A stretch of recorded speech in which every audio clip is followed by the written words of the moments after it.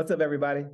Before we jump into this great conversation that we had with Rafael Barlowe of NBA Big Boards, what I need for you guys to do is subscribe, share, like, comment, and turn on those notification bells. Do me a favor, do all those things for me because we got a lot more great content coming for you, from the podcast to the NBA mock draft to the player breakdowns. Everything's coming. So stay tuned and enjoy the conversation with Rafael Barlowe. Thank you. All right, what's up, everybody? James Williams, founder and CEO of Between the Lines Sports and host of the Attacking the Paint podcast. I've got a special guest with me today, Rafael Barlowe, the curator of NBA Big Board, amongst other things. Met him on the road recently, and obviously just kind of connected. So wanted to kind of get him on and talk a little basketball and kind of get a little bit of background on him. For me, it's kind of cool because it's a very lonely place to kind of be in this space where you're not in the NBA, but you're covering the NBA, covering the draft, and you're in these rooms a lot of time and you seem isolated. But to find another face that looks like you and kind of does the same thing that you do kind of made me feel a little bit more at home. So, Rafael, thank you so much for joining me and welcome to the show. No problem. Thanks for having me on. For sure. So, man, we're gonna jump right into it, man. Like doing a little research. Got corrected recently by you, so I just want to kind of jump into your background. But talk to me a little bit about your upbringing. Tell me about growing up in Omaha, Nebraska. Good childhood. Mom, dad. My dad is the one that really got me involved with basketball. He was a basketball fan. I remember he used to bring Street and Smith, the magazine, home every year. So he had the college basketball one and the NBA one. I just remember being in like third grade or something like that, and asking him like, "Can I see it? Can I get the magazine? Can I look at it?" And just reading it like cover to cover every day. I just remember being in my bunk bed and just reading it over and over and over again. And then I remember, he was just telling me about this kid named Kenny Anderson. He's gonna play this other kid named Bobby Hurley. And these are the two best point guards in their class, and they're facing off against each other. And I just remember watching that and seeing Kenny Anderson and thinking like, oh, he's left-handed just like me. And that's kind of where I fell in love at. And I used to, at one point, I probably can now if I thought hard about it, but at one point I could tell you what college every NBA player went to. Like that's how much I used to just read stuff cover to cover. And even when I listen to like some of these podcasts, like I was listening to the Grant Hill podcast. He was on the Knuckleheads podcast with Darius Miles and Quentin Richardson, and he was talking about his time at Duke, some of his teammates, and it just took me back to my childhood, just remembering all of those guys and watching those games. So my childhood was a lot of me playing basketball and reading basketball magazines and collecting basketball cards. So a lot of basketball. Okay. So pretty much basketball junkie, basketball nerd. Even before those things were probably titles, right? Because I think that's probably newer, last 20 years kind of stuff. Like the term probably that's been going around for the longest is probably gym rat, right? So did you hoop too? Did you play as well? Yeah, but we didn't hoop inside in gyms when I was a kid. It was all outside. So I feel like gym rat is kind of new in a sense because that wasn't even an option. That's actually you just played whoever had a hoop in the driveway, wherever there was a park, and so on. But yeah, I played a lot of. I was the oldest child, and at that time, it still happens now, but the oldest child, the parents are just kind of like trying to figure things out, and so I didn't play like my first organized game until like ninth grade. It was just me playing outside, so I was a little bit behind as far as. I knew how to play, obviously, but I was just behind in like running plays and remembering stuff, and somebody like taking a charge and all of that type of stuff. So I was that guy that when I played, I ran the play all the way through. I didn't like break the offense. So when you're doing that, you're not getting any buckets because you're like she running the whole play. So but yeah, I played a lot. Just outside the parks and all that. Okay, okay. Similar to me, like same thing. Like I didn't probably like really touch gyms like that until like I got to high school when it was like, playing in high school, playing AAU. But other than that, it was straight blacktop, wherever you can find a run too, here in Yep. Atlanta. So just just and I had older, so I'm one of four boys. I'm the third of the four. And so Okay. for me, my older brothers were like everything. Like my brother right above me is probably the most athletic person that did not play organized sports I've ever seen in my life. Like just gifted at everything. And honestly, he was probably the smartest person. He was gifted athletically and he was like brilliant wise. Mhm. But like could do whatever. Like could shoot. I mean, he was dunking at like 5'9", 5'10", like Oh, wow.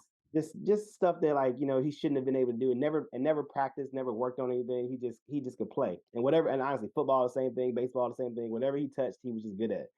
And so, and my oldest brother was he was kind of like you. He was like a junkie for sports. So like Mhm. whatever he liked, I liked. So I had Yeah. like those two kind of like, so he liked Florida State football. I like Florida State football. Charlie Ward was Oh, the guy. no. I like Charlie Ward. You know what I'm saying? Like I'm just from Nebraska, man. I Don't know. talk about '93. We should have won that.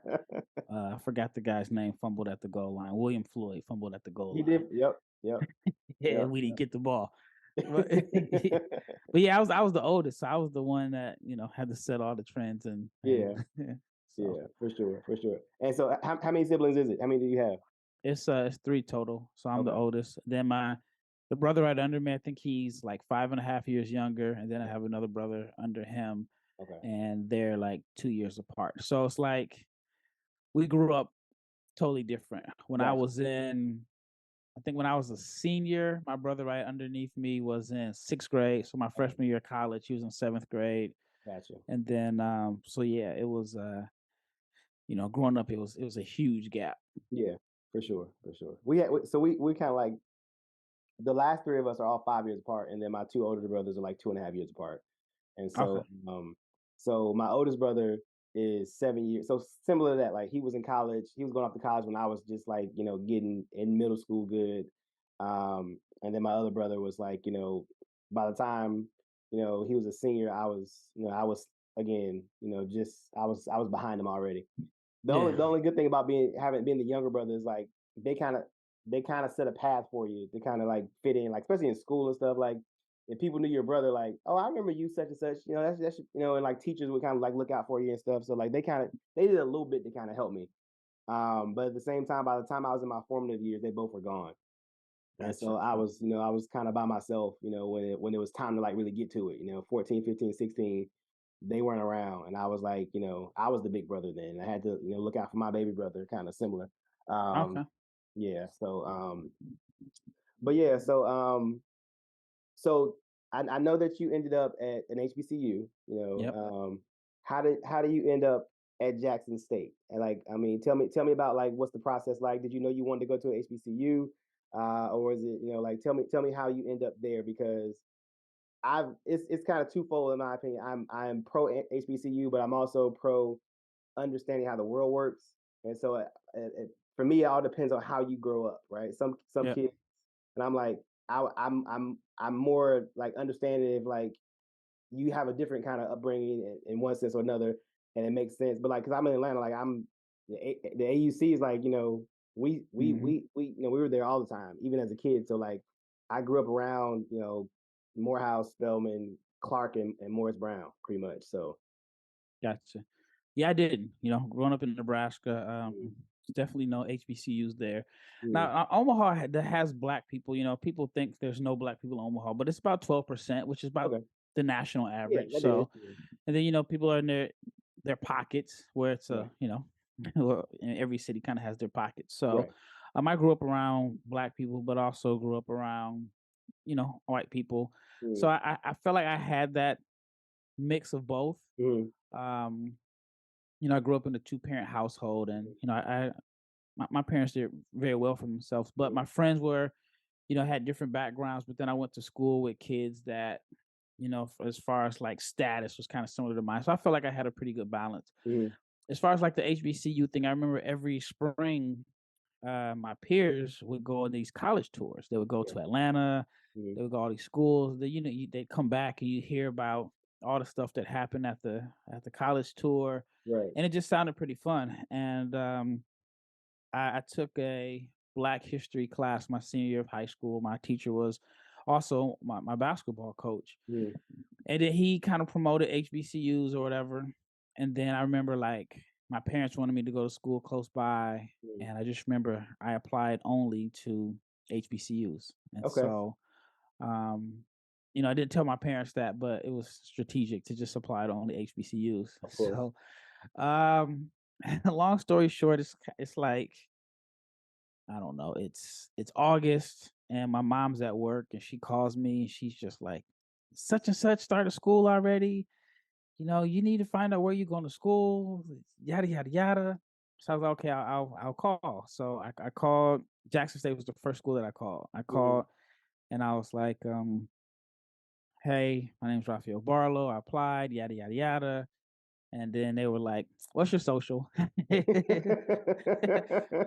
So I tell her my social, and the lady's just like, "Yeah, you've been accepted." And so she was like, "This was on a Friday when I called." uh, So she's like, "School starts Wednesday, but you have to be here Monday to claim your dorm."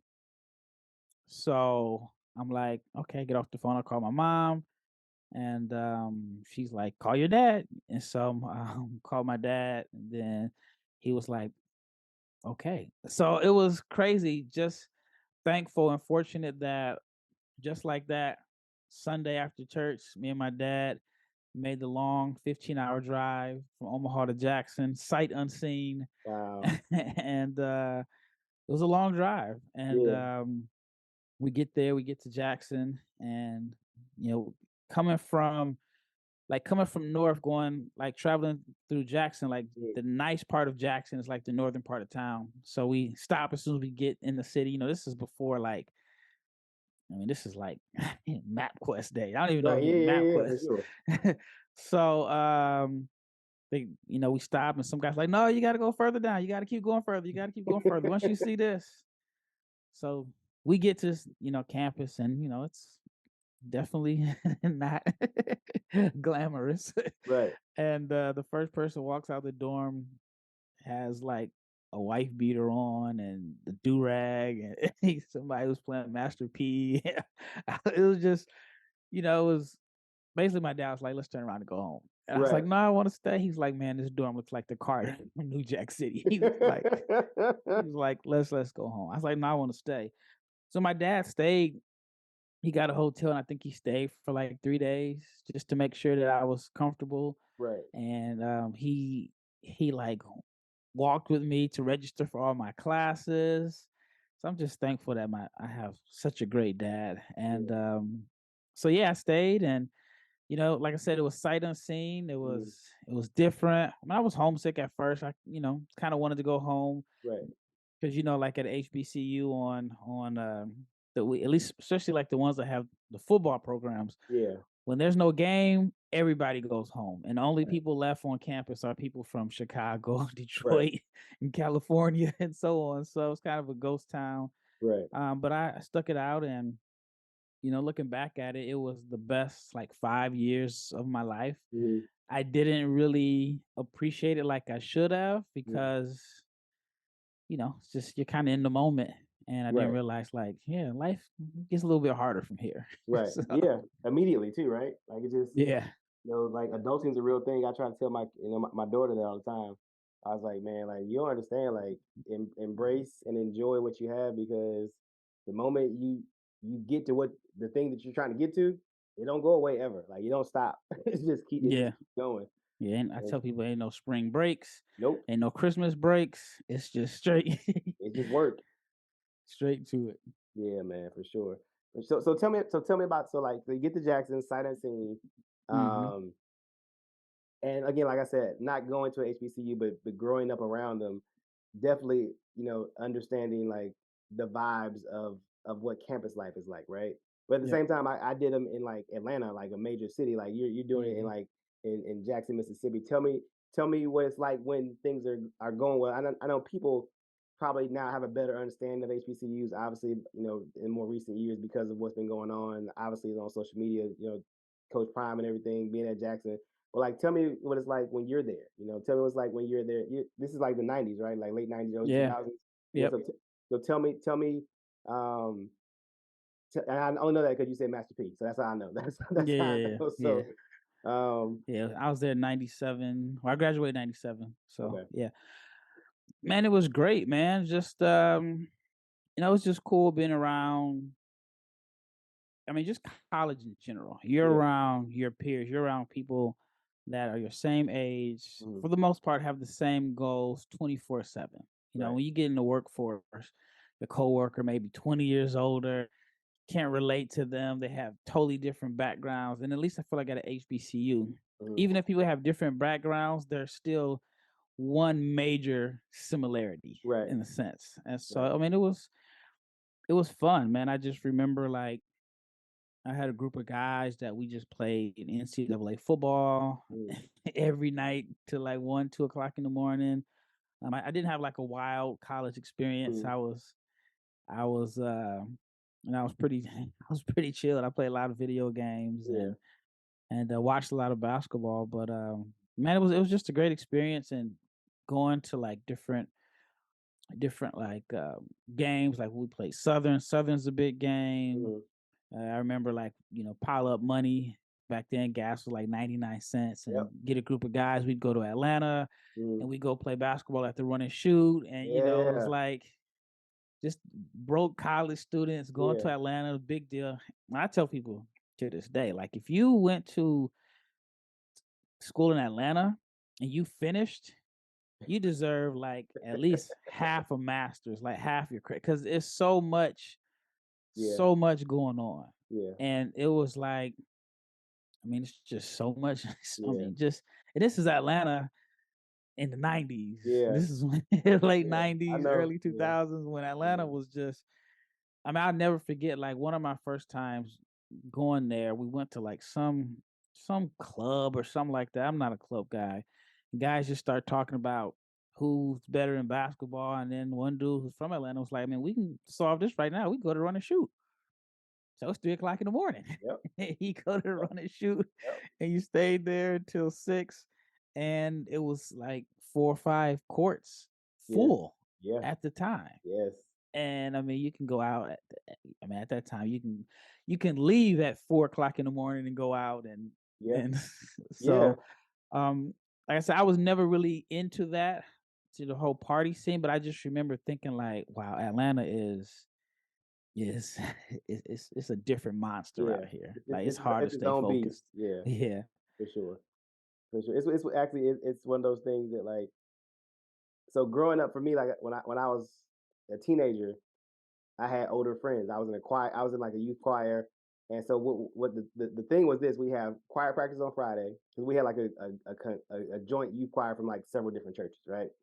Mhm. So we always had practice. I had choir practice on Friday, and then after that, the guys that hooped would go to run and shoot. Mhm. And so this is like for me, like as a kid, I'm 15, 16, whatever it is, and like the guys that hoop are like in their early 20s, so they're all early 20s. But like this is my first time hanging out late, right? But I'm Yeah. hanging out late with a a solid group of guys. So we're not into no BS. We're simply we hooping. We're gonna end up at Waffle House or IHOP after we hoop, Yeah. and then I go home, right?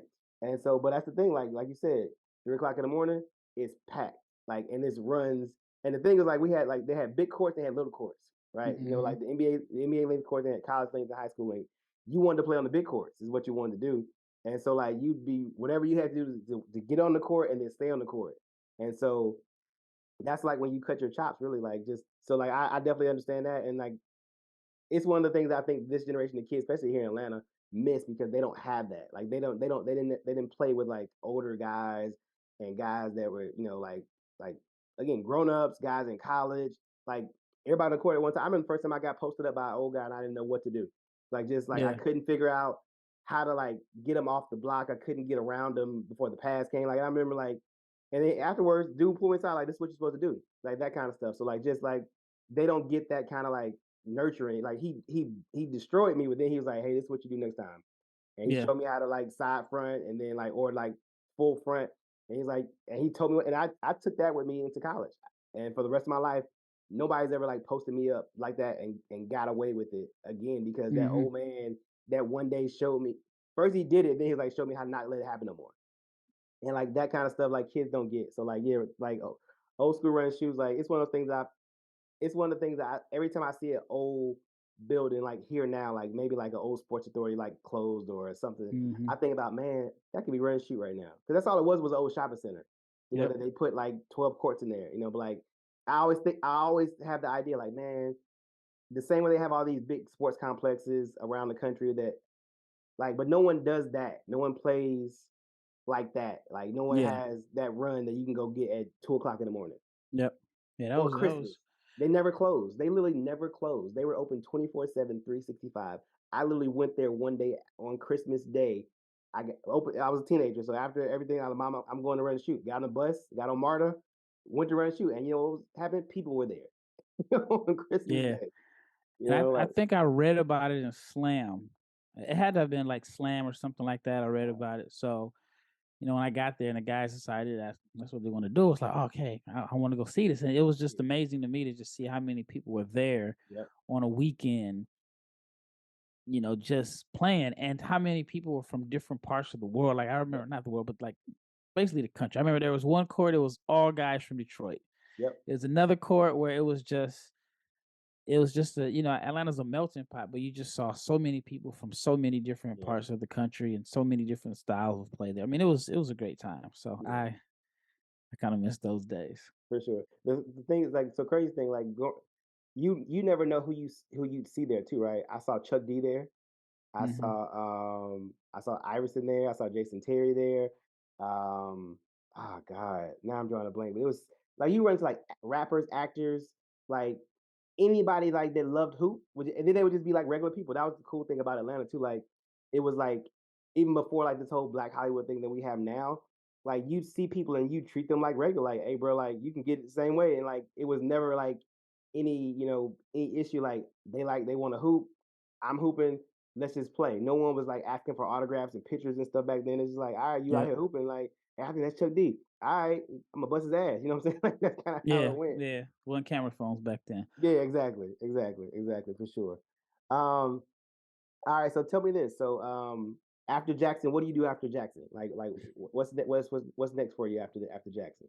So after Jackson, well, my senior year at Jackson State, I was on the basketball team. I was like, my title was like coach. Like they Okay. made it clear, and I went to practices all the time my first few years, but then like um my last year they were like, you want to be a coach? And I was like, yes. I did film exchange. So this is back when Yep. Yep. younger people don't know about film exchange. It makes me sound so old. And I was explaining to somebody recently what film exchange was, and it was like you looked at the schedule, you look at who we played, and I remember if we played Oklahoma State or Missouri, we had to look on their schedule, find out who they played, then reach out to that school and say, Mhm. "Hey, can you send me the VHS tape Yep. of your game against Missouri? Here's my FedEx number." They'd FedEx the tape, Yep. and then that's how the coaches watched it. And then we used to have to the dub the two Yep. VHS. So that was my job. I did the film exchange, and I traveled with the team, and I kept like hustle stats. I mean, I sat on the bench, wore a suit, all of that. So Mhm. when I left, I thought like, all right, I got some experience, and I just knew I was going straight to the league. I was on Teamwork Online, whatever that website was, applying for jobs.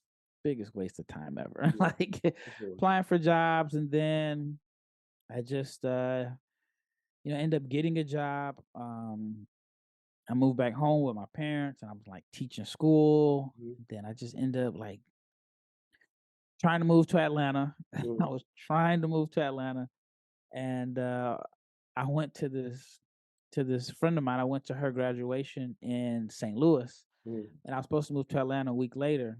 And then on my way back from the graduation, I hit a deer, and I hit a deer. So they charged me a bunch of money to get my car towed back home or whatever. So the money that I had to move kind of got wiped out. And Mhm. I guess that was God's way of saying I wasn't where I was supposed to go. Yeah. So I ended up having to basically start all over and regroup. And just imagine like how devastated you are if you're like everything to me is like, I can't wait to go to Atlanta. I can't wait to go to Atlanta. I'll go there. I'm gonna work for the Hawks. I think Billy Knight was the GM at the time. I'm emailing him Yep. all the time. And yeah, I'm 7 days away, and then all of a sudden I gotta start from scratch. Had to Yeah. so I end up, saving money again. Then I end up coming to Dallas. I want to say like a year later, and then Okay. I ended up getting a job. Like a family friend had a job, and I worked at a company called Inroads, Yeah. and they had Inroads in Atlanta. So what we did was place minority students with internships with some of the top companies, and that was my job. I was a recruiter, and I went around to different high schools and colleges in Texas and helped uh, students find internships. Mm. Fulfilling job for the most part. Um, it allowed me to be, because I was maybe like 23, 24 at the time. Okay. It allowed me to be around college students Mm. that I had something in common with. So like I knew people in Dallas, but it was different than like having a job where I'm just working with somebody again 20 years older than me. Right. Because the year I taught school, like my peers had kids and they talked about on the weekends they like Right. bought a lawnmower and painted their deck and all all that stuff. Like it was just weird Right. for me not to have anybody I could talk music or basketball with. So the inroads job was cool, but then after a while I was like, yeah, this is not what I want to do. Mm. And but I ended up taking this job as a, I don't know, it's like a telecommunications recruiter. It was paying more money, Mm. and I took that job and I hated it. Like I knew immediately after that first day that I absolutely hated it. And I remember looking at the clock and I used to break the day down into like four quarters. Like Mm. 8 to 10, first quarter. Yeah. 10 to 12, halftime. Yeah. That, and I was like, I can't imagine doing this Right. like the rest of my life. Like Right. I absolutely hated the job. And then one day, actually, it's funny. I went to, it was a British based company, and it was weird that their setup was totally different. Even though I may have started the job in like September, Mm. everybody had a certain amount of vacation that they had to use. So they're Mm. basically telling me like, you got to use these vacation days, even though you just been here. I was like, so you Right. mean I get like 5 days of vacation? I just started. And they're like, yeah. So I went to Atlanta to visit some friends, and then Mm. when I came back, they were like, "Hey, we overdid our budget. We're laying you off. We know we recruited you. It's Wow. only been 6 weeks since you've been here, but because you were at a job you were at for like 4 years, we pursued you.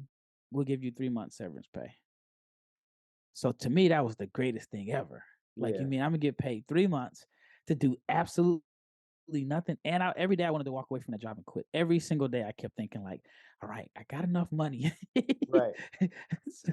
to last me.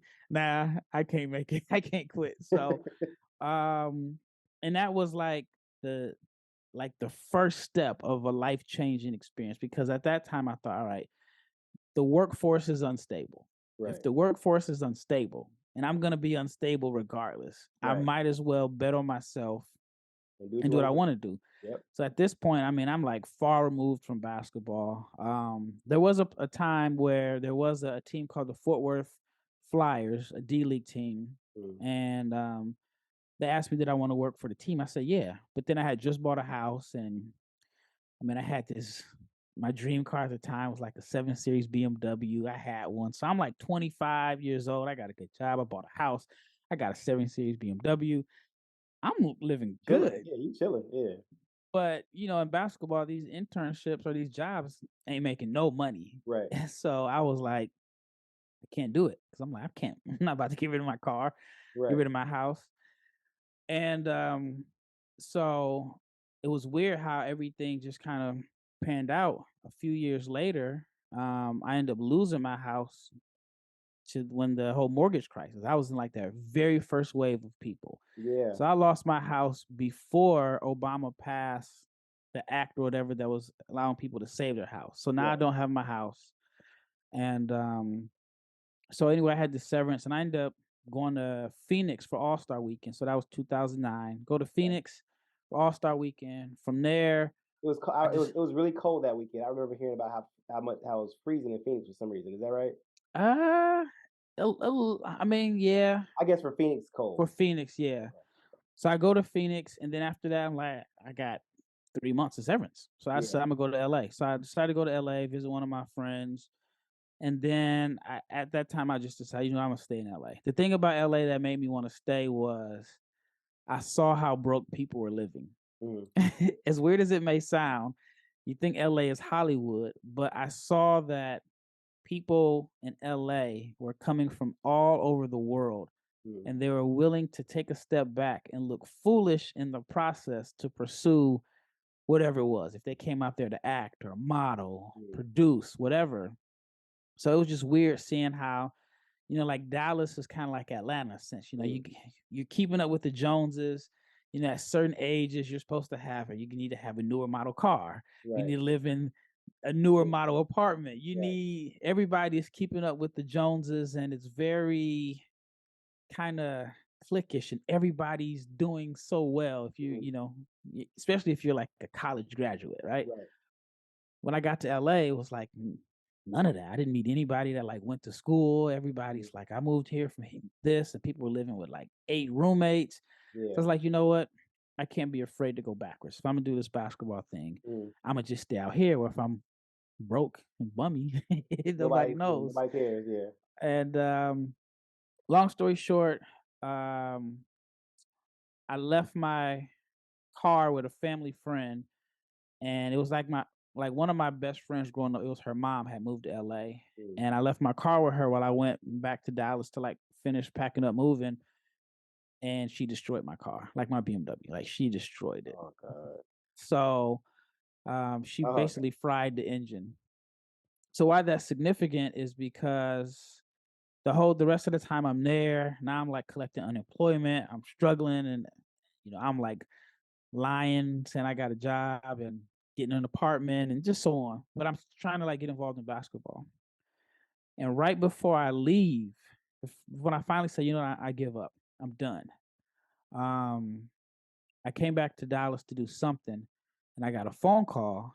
And the church I was going to, the pastor calls me, says, "Hey, I got an internship with you with the LA Clippers." Wow. I'm like, "What?" He's like, "Yeah." He said, "Such and such, her best friend is the main person there, is yours." So I'm Wow. like, "Okay, I'm gonna stay in LA." And I'm facing eviction, and so I go the first day of the internship, and they're like, "Well, you got to go to class. It has to be for class credit." Now I'm 30 years old at the time. Right. I'm like, hey.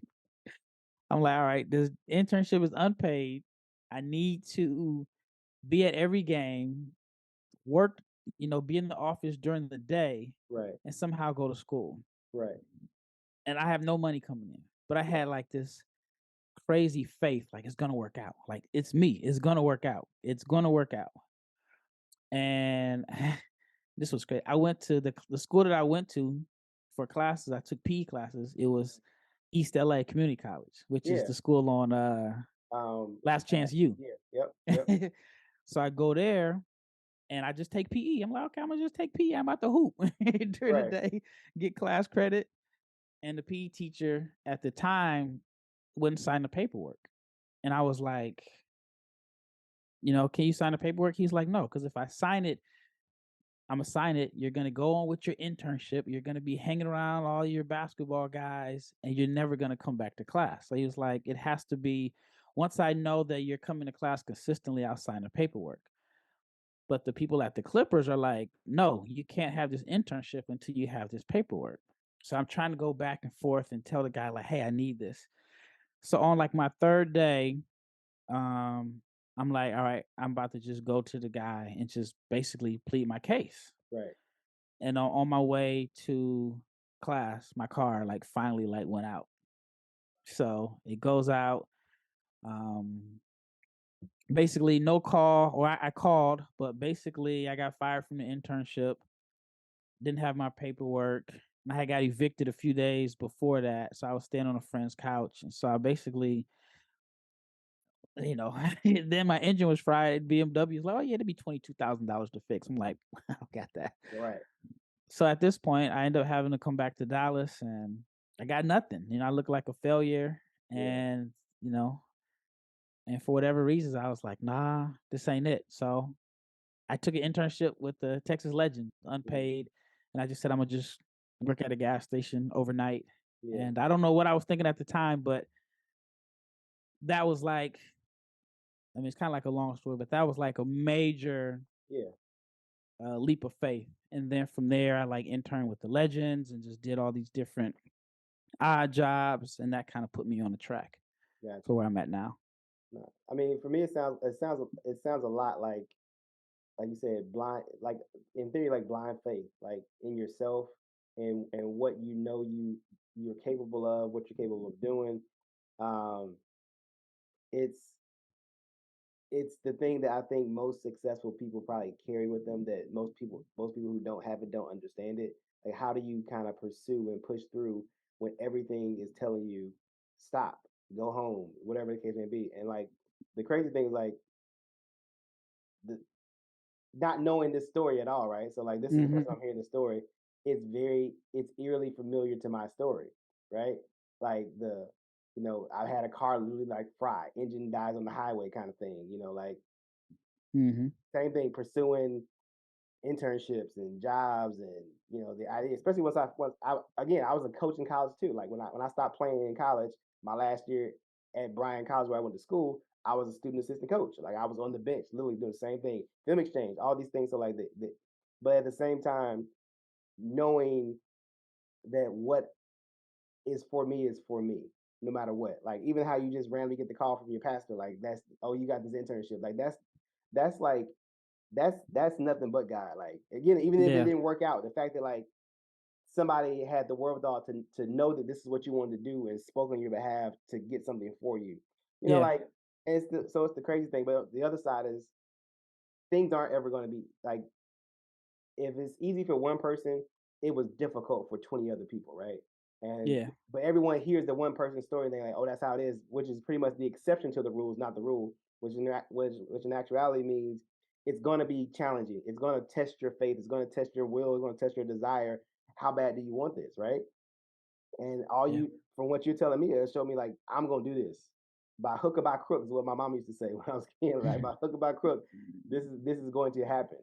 And like and pursuing what we do, I think it has, especially when you don't know people, right? I think people nowadays think that it's easy, but it's easy for people who know people who have no connections to the space, no connections to the teams, no connections to people in those worlds.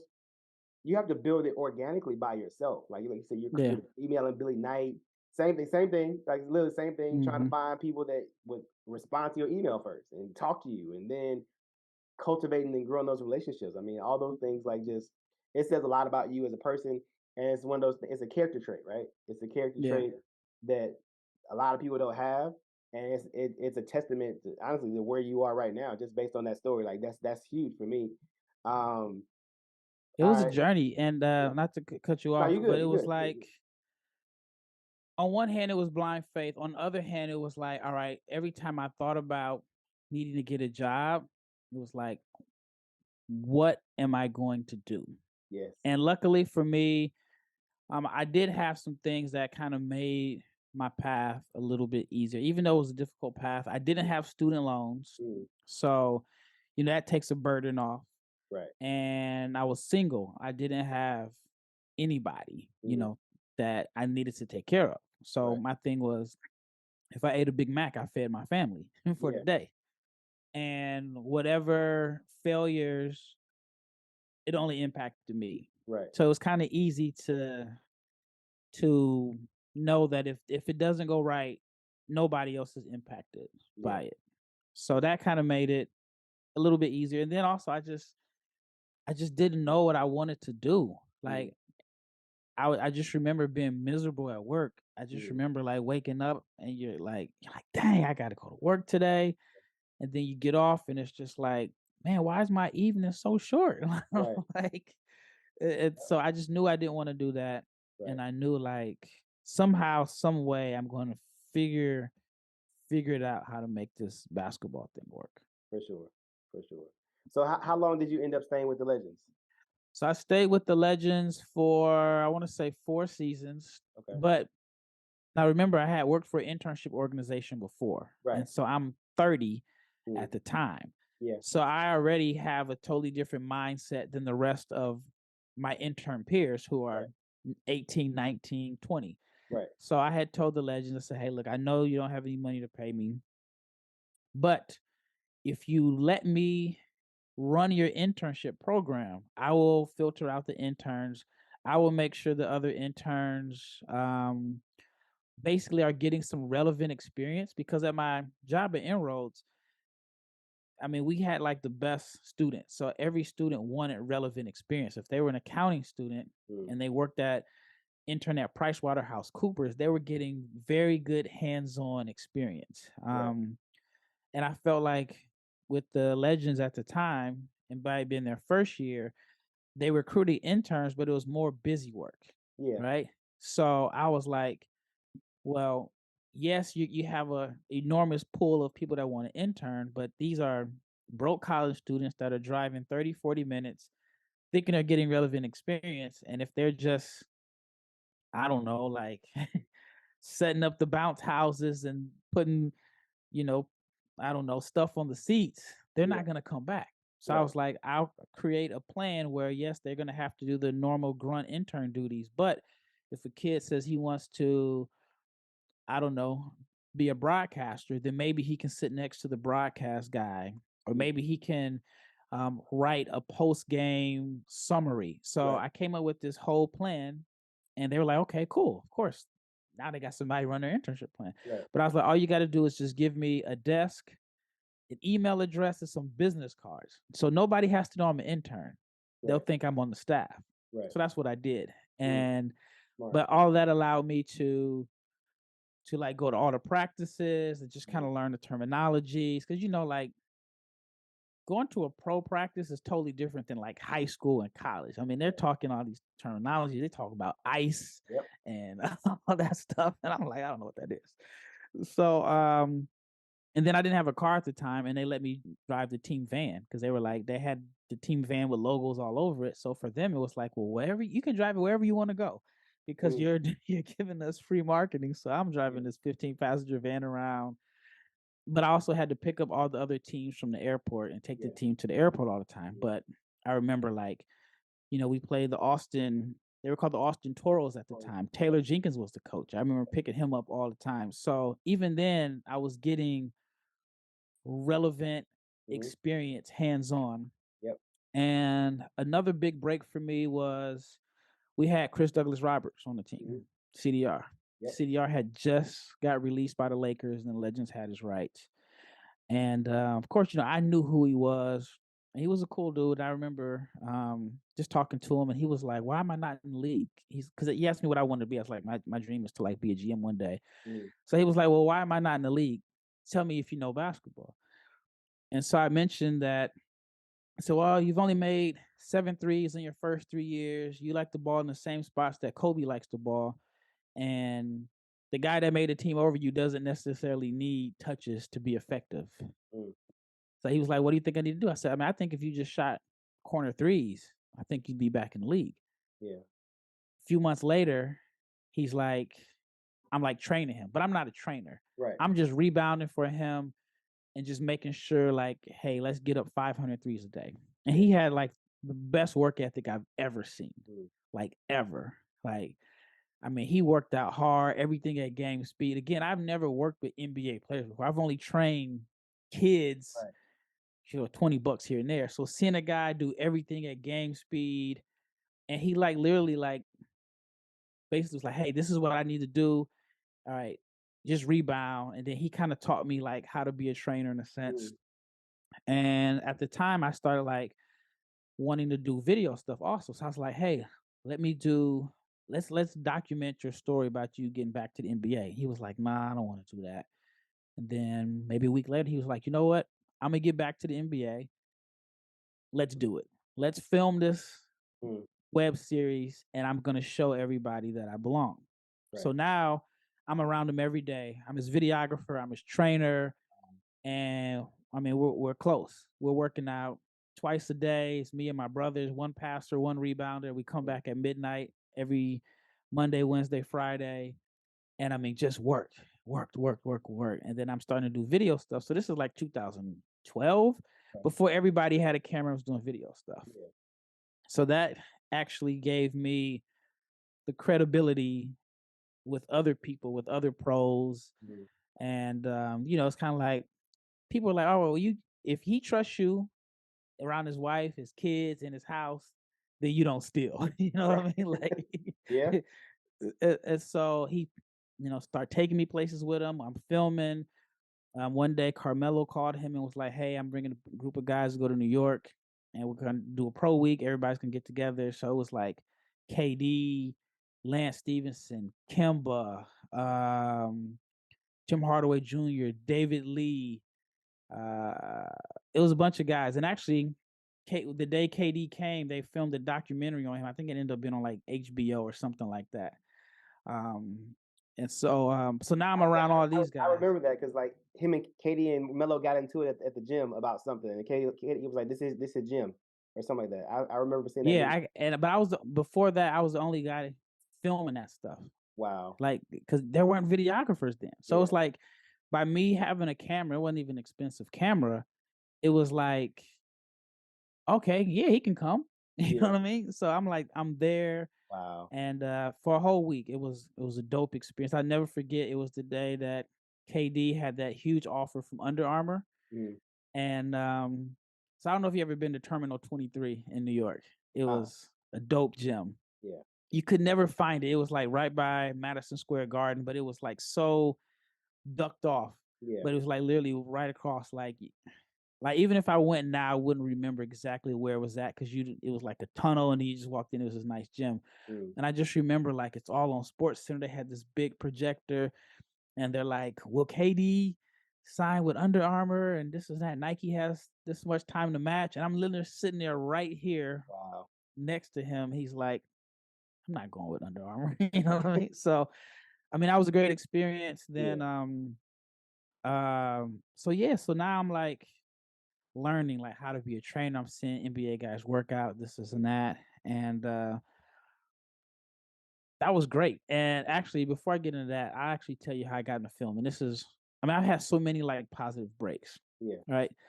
So there's a guy named Tim Martin. Tim is well known now as a trainer, right? But before this, Tim is also intern with the Legends. Nobody knows who he is.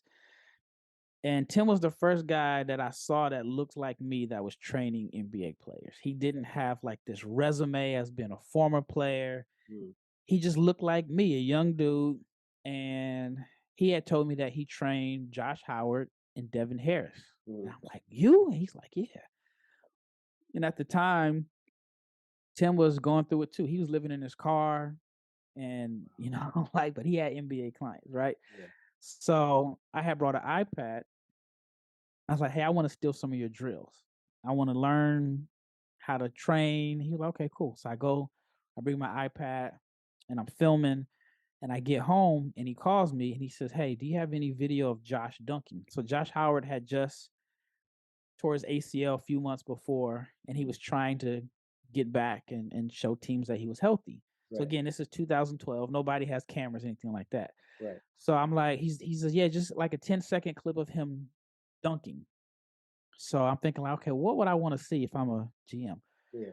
So I made a whole highlight video of every time Josh jumped off of his surgically repaired leg. Yeah. So I sent it to Tim. I get a call back, and it's Josh's manager guy named OT. He calls me. He's like, yo, I'm gonna take care of you.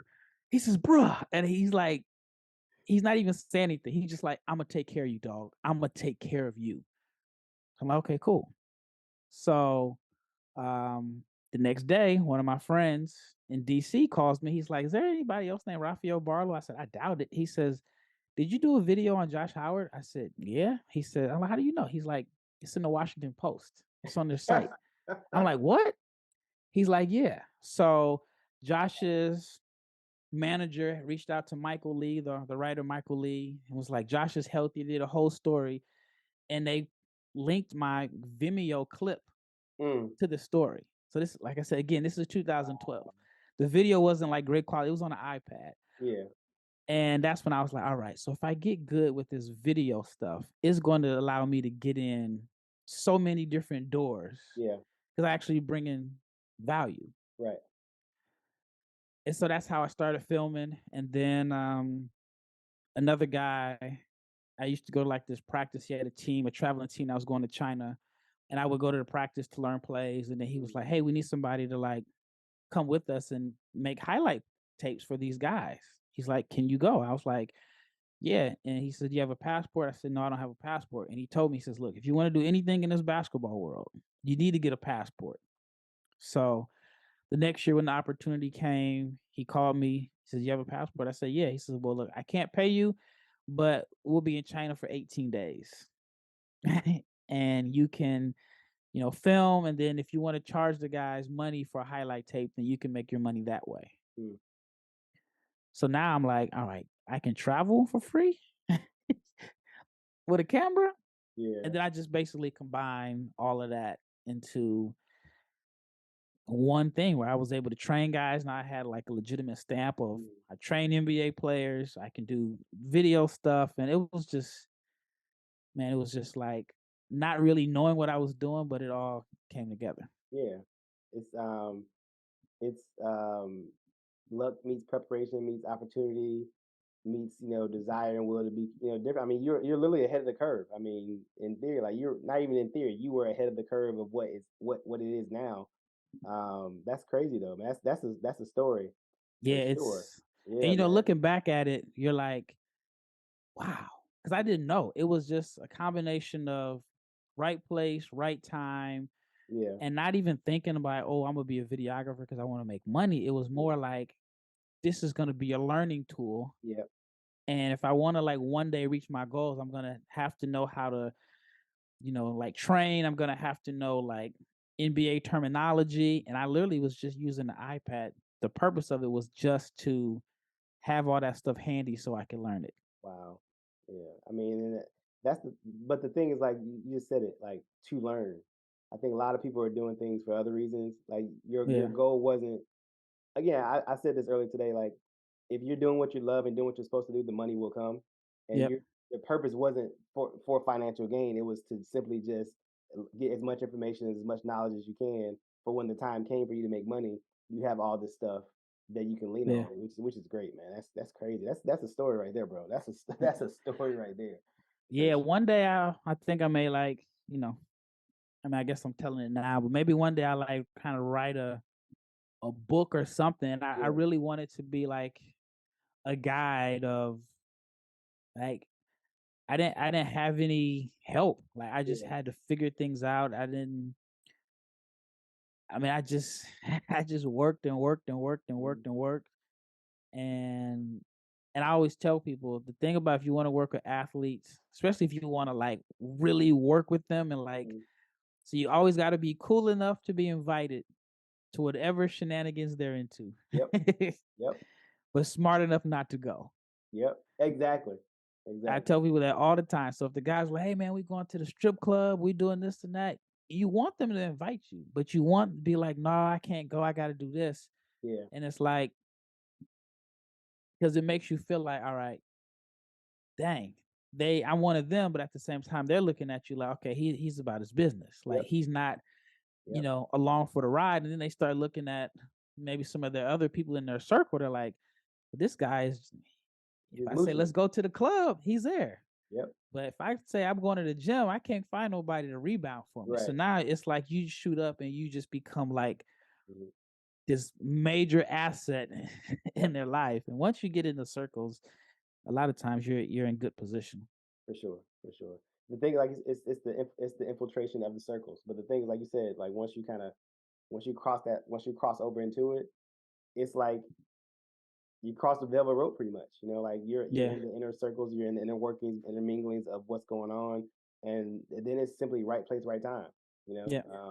But you Which got to is bring value. You yeah, got to bring yep, real value. yep, yep. It's the thing that is one of the things that makes someone in any field or walk of life a asset. It's to simply like other than you, like you're great, fine, but what are you bringing that's gonna take some weight off of someone else, or Yeah. take some off somebody else's plate, whatever the case may be, and like, or make life easier. You Yeah. got, but the value is huge. Yeah. Okay. So that's a crazy, again, that's a crazy story. That's one of those ones, like, for, and again, like, eerily similar to, like, that's just like, so like, again, we ain't gonna do it now because, like, well, I ain't gonna take all your night, but like, I'm gonna have to tell you my story at some point because, like, it's crazy how eerily similar some of the stuff that you've gone through, and again, not knowing anything, not knowing this stuff, so again, hearing all this stuff Mhm. for the first time, and like, for me, my circle's small, Yeah. but quality people, right? Like, so you meet Yeah. quality people, you know quality people, and it's not, I want to meet this person, meet that person. The hearing this story it explains why I was even drawn to you, to reach out to you and meet you in the Mhm. first place, because sometimes you just know even when you don't know why, but like, so like, Mhm. that's the cool thing about that. Yeah. Um, I mean, I think everybody in this field that didn't have someone on the inside like give them an opportunity has a crazy yeah, story. for sure. Like, and it's always refreshing to hear it because you realize, like, oh, I'm not the only one. Yep. And then it also makes you, at least for me, it makes me feel like, all right, while it may look like I'm the only one that is like this hungry, there's another person I didn't know about Mhm. who's behind the scenes in another part of the country that is just as hungry. So and that's why I wanna share it because it's like right now people think like I just came out of nowhere. But Yeah, it's like it's been like 12 years. bro. so um so yeah, I mean it's and I definitely want to hear your story because it could probably inspire me because I'm always looking for little things that can Yeah, like inspire me to maybe I can steal something that you did. right. So but yeah, I Nah, definitely want to hear it.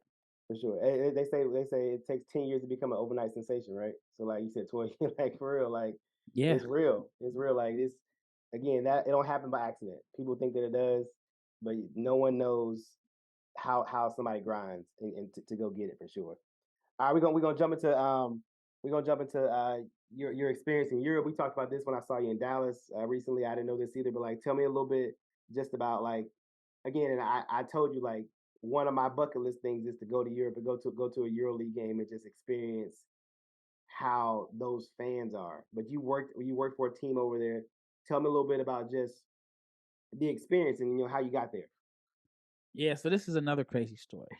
so um I'm trying to think of the best way to tell the story to make it so real. All right, so 2016, CDR's done playing. I'm like coaching kids and everything is dried up. I'm talking like dried up to the point where now I'm starting to like believe with the right break it could change, but I'm Mm, like starting to doubt myself. Like 37, no money. I remember like I didn't have a car at the time. I remember like taking a bus mm, to like go film something to make $25. And I actually prayed, like, Lord, take this vision away from bro, me. hold on. Hey, listen, before you even go any further, bro, I have to. When I tell you I have prayed for him to take this away, because if it's not what I'm supposed to do, take it away so I can find out whatever it is I'm supposed to do. So like, bro, Mhm. I'm sorry. That is, again, eerily similar. Like, but yes, praying to take this away. If it's not what I'm supposed to be doing, take it away for sure. And I didn't feel like it wasn't what I was supposed to be doing. It was just like, just take it away so I can be fine. Now Mm, it's getting to the point where my peers are they're buying houses or they're building houses. And I was just like, man, I want a bus stop, man. Like, right. and so I was just down bad, like Mm, down really, really bad. So my dad has a church at home mm, and every year for the church anniversary, he's like, I don't want to do a typical service. He's like, you know what? I don't know when he started it, but he's always like, I want to expose people to. I mean, there's a big world that God created. So I want to expose people. So he was like, he'll say on the anniversary, he'll say, "Hey, next year we're gonna have our church anniversary in Montreal. Next year we're gonna have it in different places." Mm-hmm.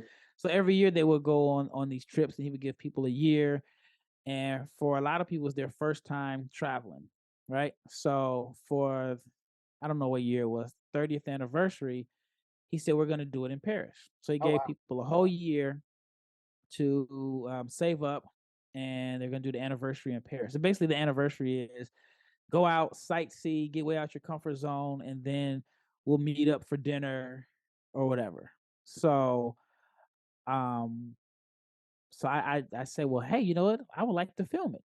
Mm. So I go to so then the church like basically paid for me to go film it, to basically tell a story. And so at this time, like my parents don't know, I have no money. I'm like broke, like not a dollar, Yeah. right? But I'm on my way to Paris, right? And so I think I even stayed in a hotel room with my parents. So I tweeted, and this is really gonna blow your mind. I tweeted like an hour after I landed. I want to live in Europe. Like I don't want to be a visitor. I have been there before. I was like, I don't want to be a visitor. I actually want to like be fully immersed in the culture and not do anything as a tourist. Mm. Tweeted, going about my day. 10 minutes later, an agent calls me. He says, "Are you serious?" I said, "Yeah." He says, "No, you're dead serious." I said, "Yeah." He says, "You would really want to live in Europe for an entire year or longer." I said, "For sure." He's all right, I got something for you. So I'm like, okay. So calls me again. He's like, "Hey, look, we signed this client to play basketball in Italy." He's like, he's very immature, very immature. He was like, he needs a babysitter. He really needs someone to make Wow. sure that he doesn't blow this opportunity. Because if he handles it right early in his career, Uh-huh. then he can set himself up and change the whole dynamics of his family. So I'm like, okay, I'll do that. So then basically they call me back and they say, well, the team said that all their rookies stay together. They're not gonna basically house you, yada yada yada. So then the agent says, well, I may have something better for you. I said, what's that? He's like, well, Epe Udo. Mm-hmm. He had just finished his first year playing in Istanbul. And he says, well, Epe is looking for someone that can document his story. He wants to like document his Wow. season. Like he said, you definitely don't need to do any babysitting. You definitely won't need to to do anything. Just film and and just kind of write up what you would do. So I was like, okay, I'll film, I'll rebound for him, I'll be his personal assistant, whatever I Right. need to do. Right. We agreed on like a salary. And so I think I tweeted this in May, and Mm-hmm. by September I was in Europe. I was in Istanbul, Wow. and so best year of my life. I'm like seeing how like they're behind on social media. So I'm like telling the team like, hey, I'll create social media, stuff for you and all that. So now, I mean, they didn't pay me, but they're like, you can travel on the team plane, you can do whatever you Mm. want to do. Hey. So I'm at practices. I can travel on the plane if I want to. And I'm going to like my first game on the road was Barcelona. I go to Barcelona. I mean, I go to like Athens, and then I start like going to the cities a day before the team because Mm-hmm. the team is they're there in and out. Right. But by me going like a day before, it allowed me to like sightsee. So Mm-hmm. now I'm like at the Acropolis. I'm like, I went to Israel. I went to like the Dead Sea. I went to like Mm. Jerusalem, and I'm having the time of my life. Right. And then, but I had a lot of free time. And then that's when I was like, you know what? I'm going to do my dream is just to have an NBA draft website. Mm. So I'm going to learn how to build my own website. Yeah. I know how to like cut videos and all that. So I'm like, I'm going to just post scouting reports, and I'm just going to make videos, cut up videos. And then I'm going to go to like some of these youth tournaments and learn the European game. Wow. And here we are. That's how everything got started. And I knew at the time, like, all right, if I'm a black man that knows the international prospects, and I know guys, the best player in France, I know the best player in such and such, I'm in a lane all by myself. So I had a Mm. chance to see Luca when he was, I don't know, 16 or 17 years old. Wow. Wow. And it's a few guys. Like, I remember the first group of guys that I watched, like Frank Ntilikina was in that tournament, Isaiah Hartenstein. Um, I can't think of who else, but it's just a few guys that I remember watching when they were kids in Yeah. Europe, and I was like, okay, this is gonna be my lane. I'm gonna still do all my stuff with the American players, yada yada yada. But me knowing the European players is like the separator. Yeah, for sure. So That's that's how I got to Europe. that's crazy. That's great. And literally that kind of leads me right into like honestly the website. You know, like, that was my next topic. Like so you start the website over there. Yep. Um Tell me like I same thing. I built my own website from scratch by myself. Like tell me how it goes from your draft website with you write reports and cutting film to like now being what it is now, right? Like which is Yeah. like one of the most popular, well known draft websites that anybody goes to. Like how does it go from what you started out as in Europe to what it is now? So at the time, I didn't have an audience, so there wasn't like a pressure to put out work. Mm, But I spent maybe the first 3 or 4 months building the site, yeah, learning how to do it, changing. And then I remember asking my college roommate, how much would it cost? And he's like, well, yeah, about $10,000. And I was thinking, like, 10,000? That's crazy. But now I get it because every time I add a new player, that's mm, a page. yep, So every player's page, I mean, that's money. yep, And this is like every year. So I was like, okay, I got to figure out how to do it on my own. mm, And then once I figured it out and finally got a style that I liked, I was like, okay, all right, this is what I'm gonna do. And then I did that for, every year, like the following got a little bit bigger. mm, Then I remember Sekou Doumbouya, who was like the 15th pick of the Pistons mm. 2000 or 2000, I mean, I'm sorry, 2019 maybe. Okay, okay, Um he was working out in Dallas and I did like workouts. I filmed workouts with him. And at this time, people don't really know who he is. And, he's rising up draft boards. So now I'm just getting a big audience. I did a video on Goga Batadze, the guy for the Pacers. yeah, 100,000 views. Like wow, wow, because his entire country of watch Georgia it, watched it. And then I had like I did a video on Talon Horton Tucker. Like it mm, had like, I don't know, 68 views, gets drafted by the Lakers, 25,000 views that same night. yep, So I make a little bit of money off of YouTube. yeah, And then 2019-20 season, mm, I went to live in China with Epe. We're trying to duplicate the same thing yeah, because the year that I was in Europe with him, it was a perfect storm of events. His team won the Euro League. He oh wow, won EuroLeague Finals MVP. Uh, Turkish Airlines, which is the sponsor, gave him 1 million free airline miles to wow, use, and he told me he can't use all of those airline miles because he ended up going back to the NBA, play for Utah. So it's yeah, like I can't during use the NBA season, I can't use them. So he asked me did I want to use some of the miles.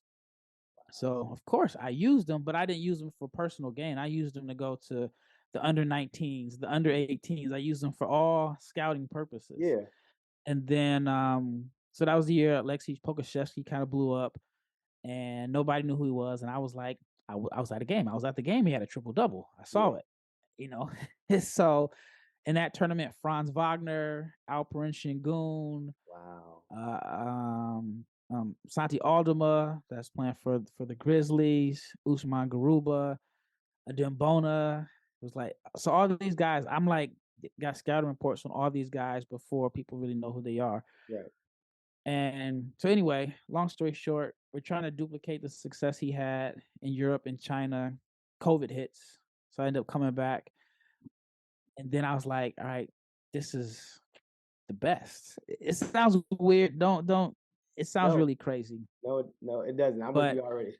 I was like, everybody's gonna be chilling because I remember I was in China, so I saw like it's literally like 3 years to this day. Yeah, I had to like leave China because I saw where it was heading.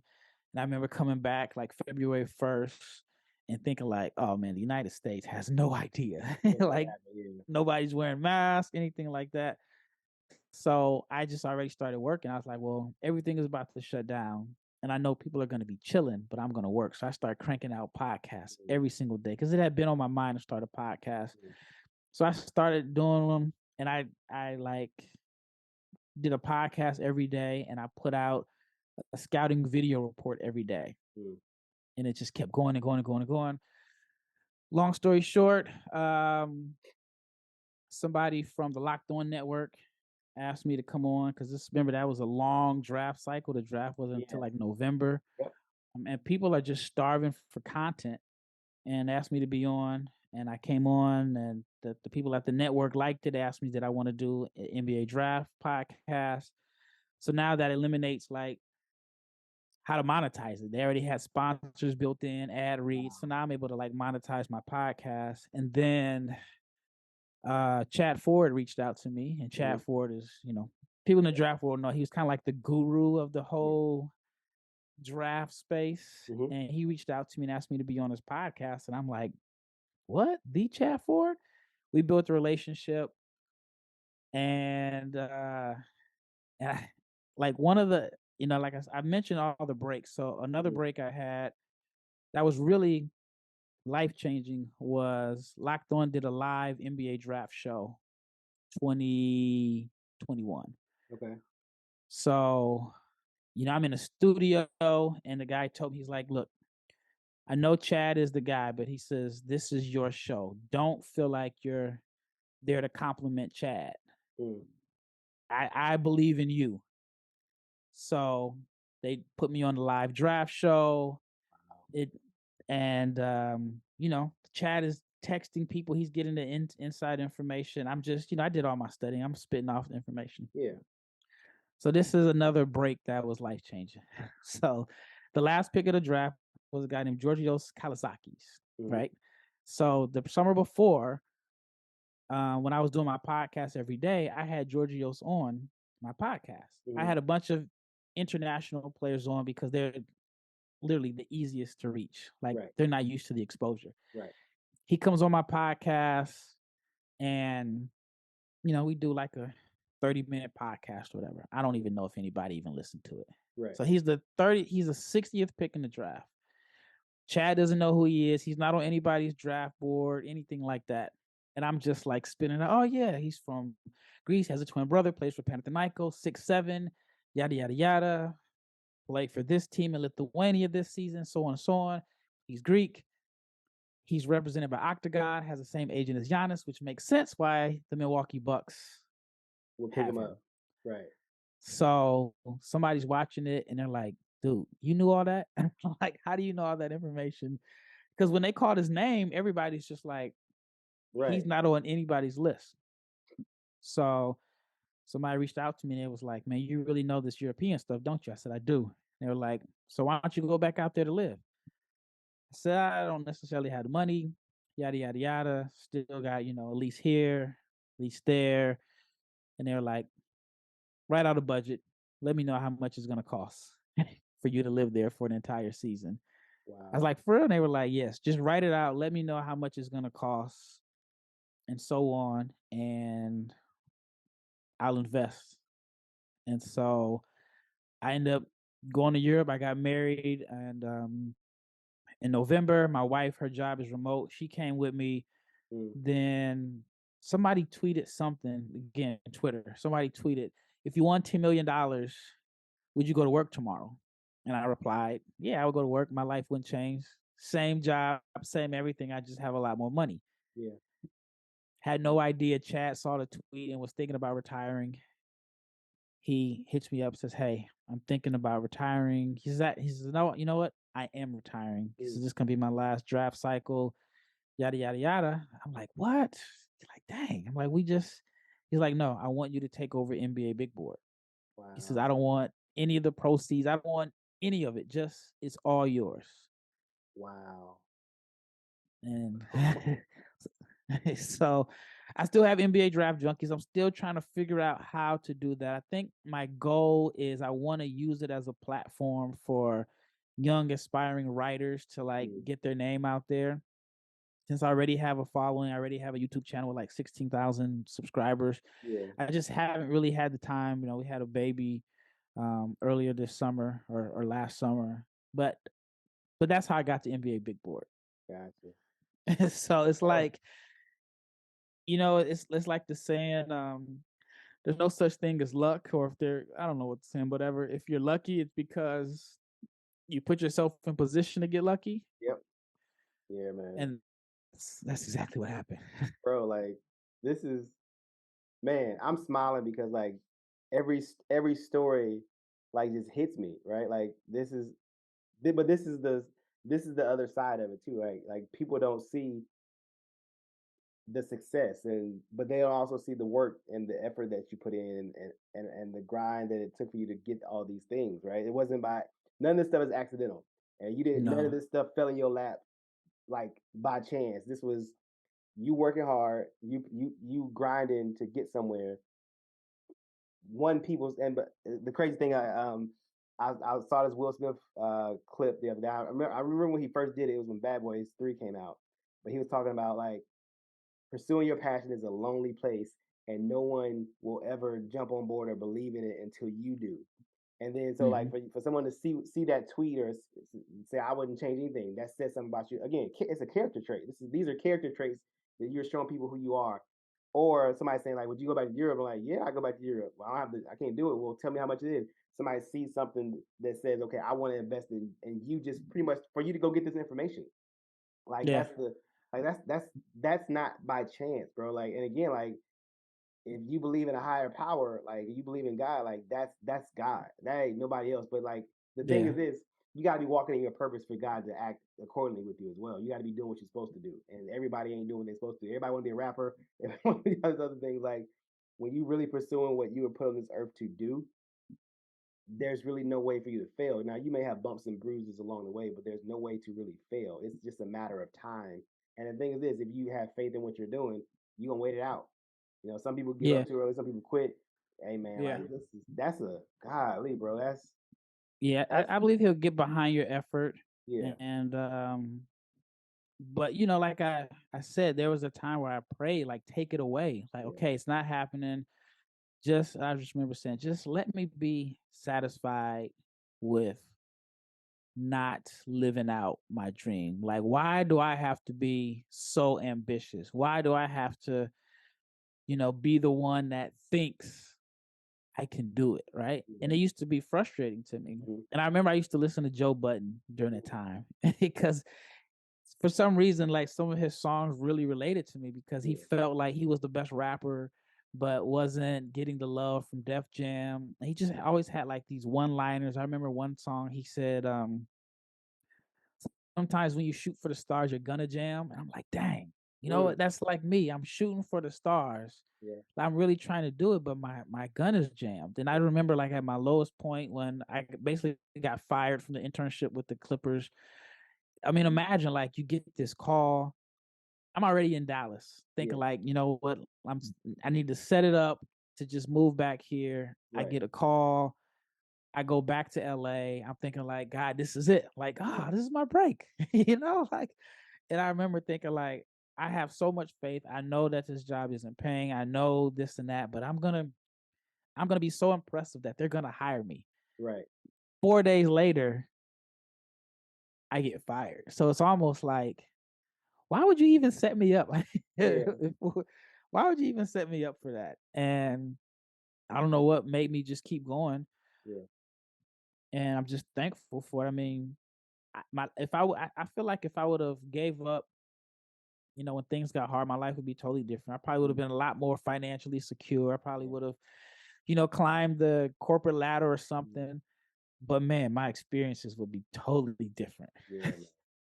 And I feel like, I mean, of course, I don't, I still want to climb, but I can honestly say, man, I've been to like 23 different countries. I've traveled the world back and forth. I have a full passport. I love traveling. I love creating content. I love basketball. I've been able to do all three. I've been able to survive. I lost a few things, been evicted, been carless, I mean, one summer I rode a moped around the whole summer. One summer I rode a bicycle around the whole summer.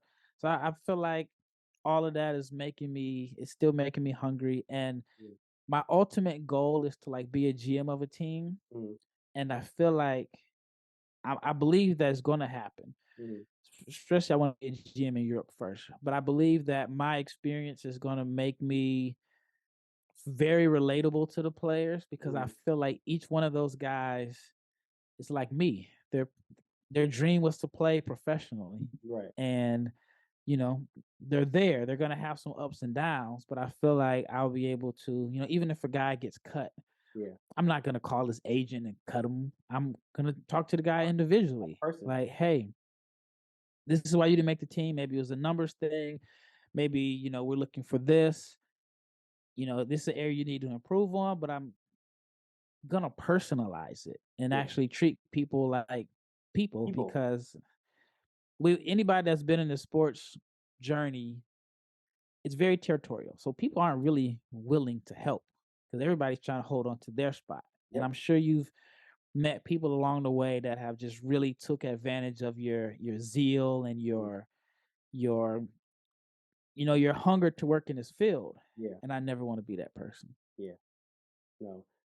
Again, character trait, right? It says again, Yeah. those kind of things say a lot about you, and because it's the same kind of, it's literally like how I think about, like, I'm never gonna, how I've been treated by people when I was just trying to like either get some information or get some advice or get an entry level job. And to I've always said I've never treat people like that because I know what it's like to be the other side. I remember Yeah. talking to a buddy of mine. He just got a big time job with the NBA team, and he was talking about summer league, how people kept coming up to him, giving him resumes, and how it was overwhelming. And I had to talk. I said, "Bro, like I hear you. I know that's a lot, but I was one of those kids. Yeah. I was one of those kids with my resume, just trying to get somebody to talk to me. I remember being like shooed away by people, or like looked at or looked down, like literally like looked down upon by people. And I was like, bro, don't like. I was like, understand. I know it's a lot, but understand that those kids just want a shot, and Yeah. obviously you can't give it to them, but like you can let them down gracefully. You don't have to be rude about it. And it was like he was like, man, thank you for telling me that, because he's like, I wasn't thinking about it that way. I was just thinking about how it made me uncomfortable, how it made me feel. And I was telling him, I was like, this is the first time I've been to summer league. Well, I was like, this is the first time I've been to summer league that like I've been able to like just move around. Like I was like, so you got to think, this is so me having this conversation with you is not normal. Like my summer league Yeah. experiences have been more so a hustle, trying to get in front of people and talk to people. This is the first time I'm just like chilling. Like I'm not chasing anybody. I'm not trying to get a job now. So like quote unquote. So like I'm just like here as a person who does what I do, and people know me enough to like have conversations like this. And like I was like, please, I was like, I hear you, but like don't ever take it for granted, because those kids, they just want a shot. And so Yeah. like but having being able to just like recognize that, be a human, right? Be like there's a human trait to all of this stuff. And like I understand, we both know this, like there's only a certain number of jobs, and people don't quit, they die. Like that's what somebody told me a long time ago. People don't quit, Yeah. they die, because they just Yeah. recycle. They may lose a job and go somewhere else, but they always, people don't quit. And Yeah. so like when you slide in, you got to make sure that, I understand the importance of like one to take care of your family, all those things, but like sometimes you got to remember that like it's people. And while you're trying to secure and hold on to what you have, giving somebody a kind word or being polite to somebody who's literally like eager and anxious could keep them going. Like, I mean, for every time I've been talked down to or being, or treated badly, I had somebody that was like welcoming to me, right? And those Mhm. people, again, those that talk about my circle, those people still in my circle. Like, if I call them, they answer the phone. Well, I Yeah. need some information on something, they'll respond. Like, it makes a difference, man. It's crazy. Yeah, and Um, I feel like I feel like my purpose in mm, this entire space is to inspire people. Like even now when people reach out to me, and I'm starting to get it a lot. Hey, how can I help? I want to get involved. And I literally give that person my phone number. yeah, Just say, here, I'd rather just talk to you call me. Just than call me. text it. So I mean, half the people I don't even remember who I'm Mm, talking to. They they text me whatever. But I tell people all the time because everybody wants to know, how did I get involved? I say, look, like you said, but I'm still the quote, and I've heard it before. People yeah, don't I was like, the only way I know how to get involved is content.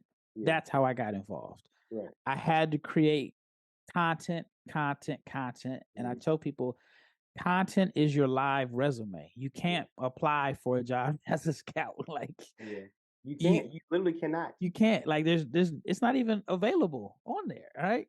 It sounds like content is your resume. And I can hear the people that are like, okay, but then I can hear the people who are deflated by that because they don't want to build content, right? They don't want to, like, post an article and it had, or a video and it's like 2 views or it's like 19 views. Because sometimes you figure out like, all right, I know 200 people, and then when your video gets 7 views, that can be demoralizing for some people. But I only can tell people how I know how to do it is content. I just tell them think outside the box, whether it's master knowing, it could be a conference. Know every single prospect in the Big 12. Know every single prospect in the SEC, or know every mid-major. Just think of ways to be different. But I try to give them like real life advice through the phone, and I let people know like you can reach out to me. I try to return every text or every call that I can.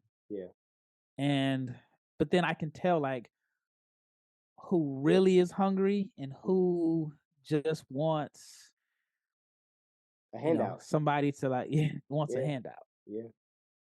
And I never wanted to be that person that's like that test people, but I do remember I met Donnie Nelson and we were talking, and he like took a liking to me. And I remember in my mind I'm thinking like he's gonna hire me. He never hired me, but he told me something. He was like, you got to learn how to separate yourself. What are you bringing that's different to the table?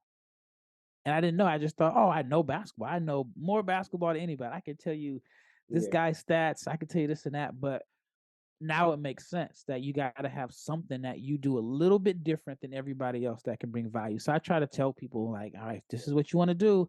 Figure out what it is that you provide.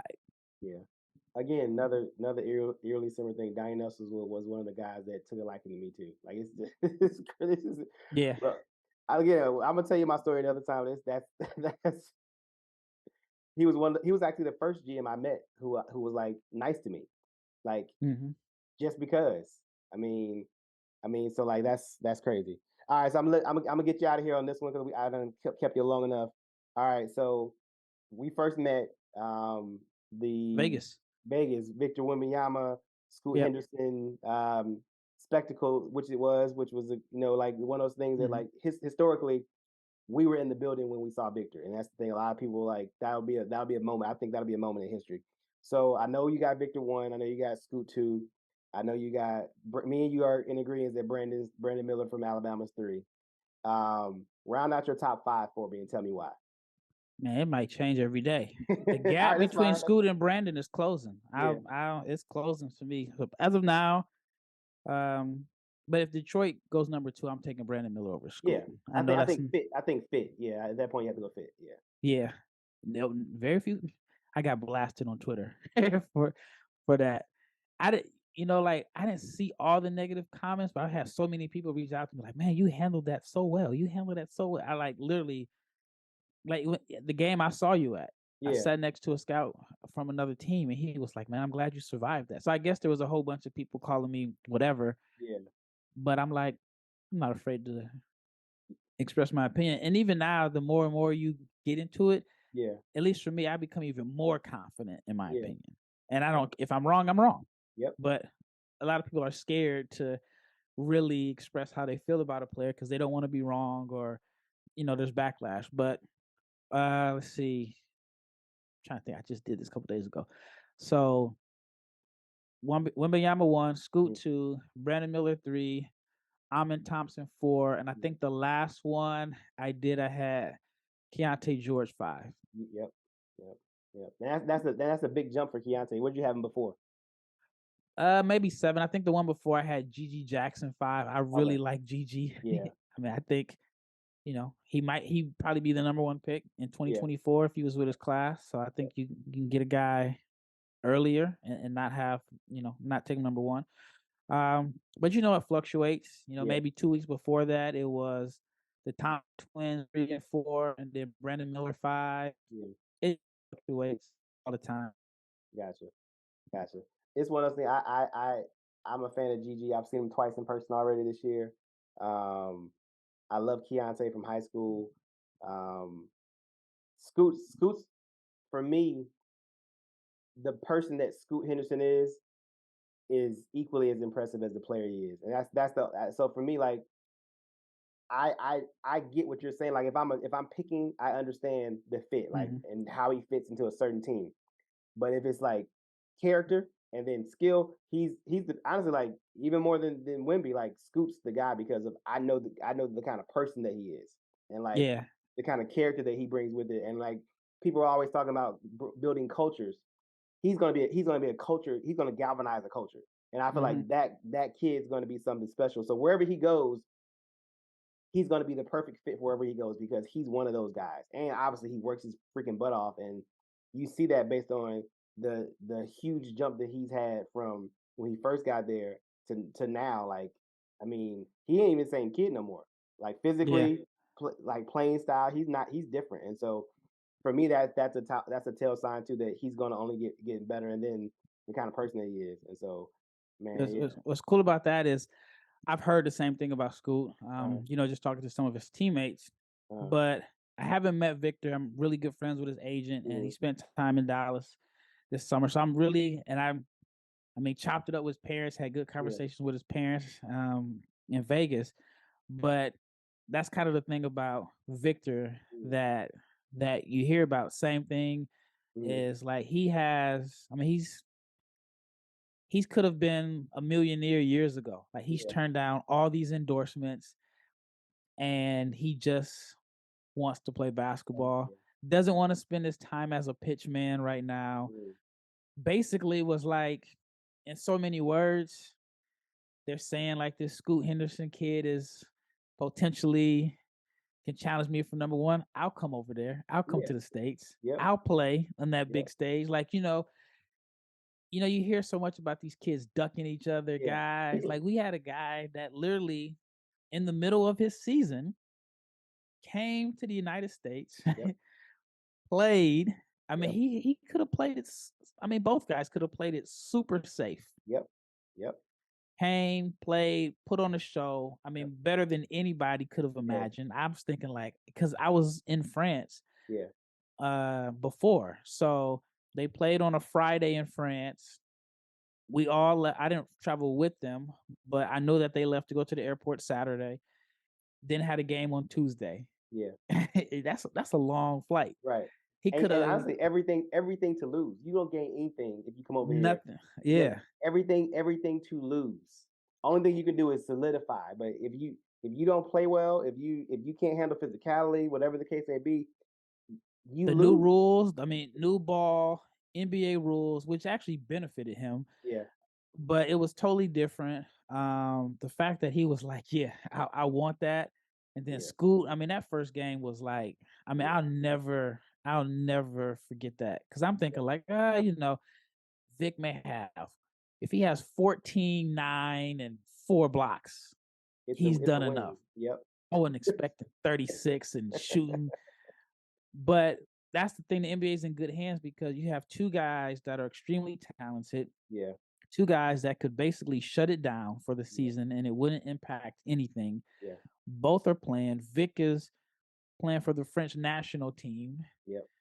Scoot could have ESPN put out an article that he might not play again because of the nasal fracture. Mm, He's came back and played. So I mean, you just got two dogs, two totally different yeah. positions.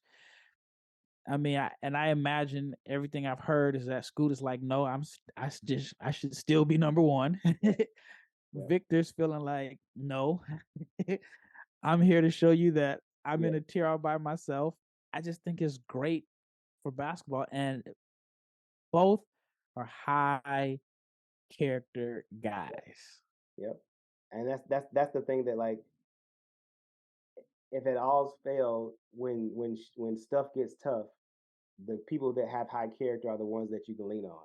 And so that's so two coach wherever they go, two teams are gonna literally can change the trajectory of their teams. Like that, obviously, there's a lot of stuff that has to go right, but based on Yep. the people that you're getting, based on the people that you're getting. Now, the basketball has to take care of the basketball, but like the people that you're getting, you can't get better people.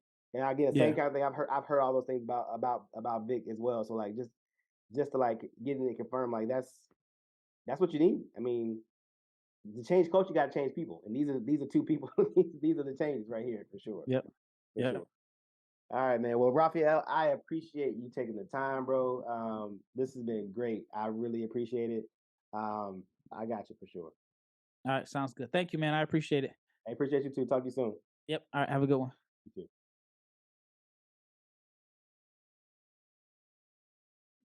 All right, guys. Thank you for tuning in to another episode of the Attack in the Paint podcast. Great conversation with Rafael Barlowe. Just wonderful story. Just great backstory, and for me, just hearing the similarities of our stories and how we kind of how we are where we are right now is just a testament to hard work, dedication, pursuing your passion, having faith in God, and never wavering. Never wavering from what you think you're supposed to do. But I appreciate you guys tuning in. Like, comment, subscribe, and stay tuned for more content. Peace.